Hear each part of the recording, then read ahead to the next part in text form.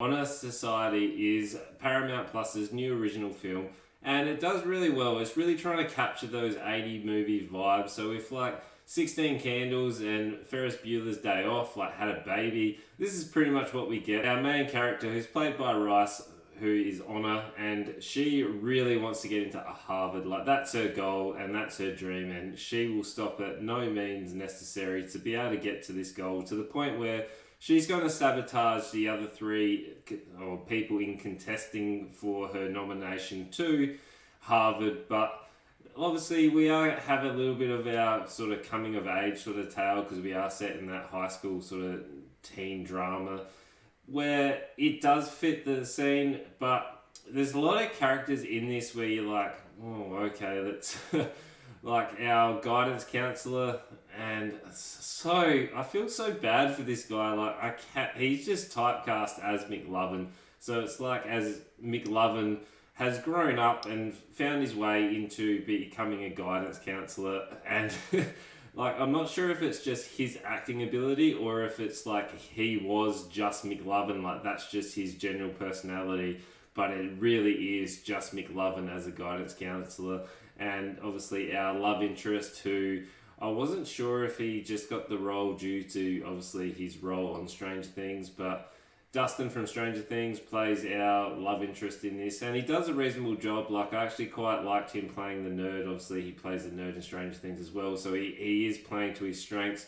But the chemistry between him and Honor is quite good. Like, I was sort of rooting for the couple for the majority of the film, and Honor is really stepping into the shoes of kind of Ferris Bueller. Ferris Bueller was kind of more academically focused and driven. This is what I would assume that he would kind of be like, but she's obviously breaking the fourth wall when she's talking at us the entire time, and like, it works quite well. I haven't obviously pulled the inspiration from Ferris Bueller into this. Like, obviously I felt like this was a bit of a love letter to those 80 films, which were really good and still kind of hold up to this day, where it felt like it was bringing that 80 nostalgia into the present day, and all the sort of diversity and acceptance that we have now.